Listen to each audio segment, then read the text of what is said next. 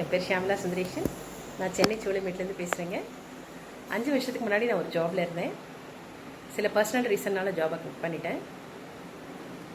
ஃபேமிலிக்கு ஃபினான்ஷியலி சப்போர்ட்டிவாக இருக்கணும் அப்படின்ற காரணத்துக்காக நான் தேர்ந்தெடுத்த துறை தான் வந்து கிரிப்டோ கரன்சி துறை. கிரிப்டோ கரன்சினா என்ன? மெய்நிகர் நாணயம்.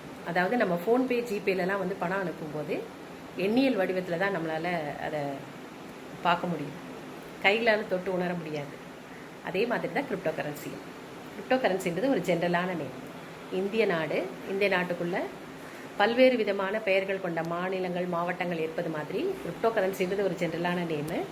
இதில் கிட்டத்தட்ட 15,000க்கும் மேற்பட்ட காயின்கள் இருக்கு.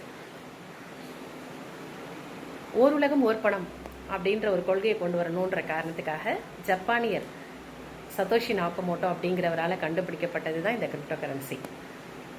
அதாவது இன்னைக்கு நான் ஒரு இடத்துல வேலை பண்ணுறேன். நான் 8 மணி நேரம் வேலை பண்ணுறேன் அப்படின்னா எனக்கு கிடைக்கக்கூடிய சம்பளம் வந்து வெளிநாட்டவரோட கம்பேர் பண்ணும்போது ரொம்ப கம்மியாக இருக்குது. வெளிநாட்டில் ரொம்ப அதிகமாக இருக்குது. நமக்கு எல்லாருக்குமே தெரியும், ஒவ்வொரு நாட்டுக்கும் ஒவ்வொரு கரன்சி, அதனுடைய அந்த எக்ஸ்சேஞ்ச் ரேட்டு அப்படிங்கிறது வேறுபடுது அப்படின்னு, மதிப்பு. ஆனால் இந்த கிரிப்டோ கரன்சியை பொறுத்த வரைக்கும் ஓர் உலகம் ஓர் பணமாக தான் இருக்கும் அப்படின்ற ஒரு கொள்கைக்காக இந்த சதோஷி நாக்கமோட்டோ இதை கண்டுபிடிச்சார். இதனால் தனிப்பட்ட ஒருத்தருக்கு என்ன லாபம், அதுதானே எல்லாரும் பார்ப்பாங்க. கரெக்டு. அந்த காலத்தில் வந்து இன்வெஸ்ட்மெண்ட் அப்படின்னாலே நம்ம நினைவுக்கு வர்றது வந்து தங்கம், அப்புறம் லேண்டு, அதுக்கப்புறம் ஷேர்ஸு, பேங்க்கில் டெபாசிட்டாக போட்டு வச்சு தான் வந்து அந்த பணத்தை வந்து பல மடங்காக பெருக்கி ஃப்யூச்சர் தேவைகளுக்காக மக்கள் வந்து பயன்படுத்திட்டு வந்தாங்க. அப்படி வந்து லேட்டஸ்ட்டாக இன்றைக்கி இருக்கக்கூடிய ஒரு பெரிய தொழில் வாய்ப்பு எது அப்படின்னா, பெரிய இன்வெஸ்ட்மெண்ட் தளம் அப்படின்னா அது கிரிப்டோ கரன்சி தான். இதில் என்ன நமக்கு கிடைக்கும் அப்படின்னா, ஒரு 10 லட்ச ரூபாய் நம்ம இன்வெஸ்ட் பண்ணுறோம், 5 வருஷம் லாக்கிங் பீரியடில் வெயிட் பண்ணுறோன்னும் போது நமக்கு 5 வருஷத்துக்கு அப்புறம் 400% அதிகரித்து கிட்டத்தட்ட 40 லட்ச ரூபாய் எனக்கு வந்து கிடைக்கும். இதே நான் 3 வருஷம் வெயிட் பண்ணுறேன்னா 250% அதிகரித்து 10 லட்ச ரூபாய் இன்வெஸ்ட் பண்ணால் 25 லட்ச ரூபாய் எனக்கு வந்து கிடைக்கும். இதே நான் வங்கியில் இந்த ஃபிக்ஸட் டெபாசிட்டை போட்டு வச்சேன்னா எனக்கு கிடைக்கக்கூடிய தொகை வந்து வெறும் 8% தான் கிடைக்கும். என் பணத்தை நான் பேங்க்கில் டெபாசிட் பண்ணும்போது எனக்கு 8% வட்டி தராங்க. இதே நான் பேங்க்கில் போய் ஒரு லோன் எடுத்தேன்னா எனக்கு 18% வட்டி வந்து கொடுக்குறாங்க, நான் பே பண்ணணும். அப்போ வங்கிக துறை தான் வந்து மேன்மேலும் வளர்ந்துக்கிட்டே இருக்கு.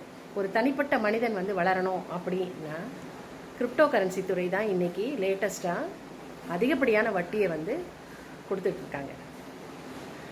இதே இந்த ஸ்கீமில் வந்து காம்போ ஆஃபர்னு ஒன்று கொடுத்துருக்காங்க. அதாவது ஒரு 50% வந்து ஃபிக்ஸட் ஆகும், 50% ரெகுலர் பிளான்லையும் நம்ம போட்டுக்கலாம். 10 லட்சத்தில் 50% வந்து 5 லட்சம். அந்த 5 லட்சத்தை ரெகுலர் பிளானில் போடுறோம் அப்படின்னும் போது மாதத்துக்கு 1.5% வட்டி விகிதம் 7,500 ரூபாய் நமக்கு கிடைக்கும். 7,500 × 60 மாதங்கள், அதாவது 5 வருஷம் இல்லையா லாக்கிங் பீரியடு. அப்போ நமக்கு வந்து 4.5 லட்ச ரூபாய் நமக்கு கிடைக்கும். அடுத்த 50% ஆன 5 லட்சத்தை 4 மடங்குன்னு பார்க்கும்போது நமக்கு 20 லட்ச ரூபாய் கிடைக்குது. அப்போ அந்த 20 லட்சம் ப்ளஸ் ஒரு 4,50,000 ரூபாய், 24,50,000 ரூபாய் நமக்கு 5 வருஷத்துக்கு அப்புறம் கிடைக்கும். ஸோ இது மட்டும்தானா வருமானம்? ஜெயிலர் படம் பார்த்துட்டு வந்து நான் மட்டும் அந்த படம் ரொம்ப நல்லா இருக்குன்னு ரசிக்கலாம். ஆனால் அதே வந்து 4 பேர்கிட்ட நான் சொல்கிறேன்னும் போது, அதாவது இந்த தொழில் வாய்ப்பை பற்றி 4 பேர்கிட்ட நம்ம சொல்லும்போது இம்மிடியேட்டாக அந்த சேம் டேட்டே எனக்கு வந்து 10% வந்து கிரெடிட் ஆகுது. அது தவிர பேர் மேட்சிங் கமிஷனாக 12% எனக்கு கிடைக்குது. இது எந்த தொழிலில் கிடைக்குதுன்னு சொல்லுங்கள். பேங்க்கில் இன்வெஸ்ட்மெண்ட் பண்ணாலும் வட்டி தொகை கம்மி. இந்த மாதிரி 4 பேருக்கு இந்த பிஸ்னஸை பற்றி சொல்லும் போதும் 10% கமிஷன், அது தவிர பேர் மேட்சிங் கமிஷன் 12%, எக்கச்சக்க லாபம்.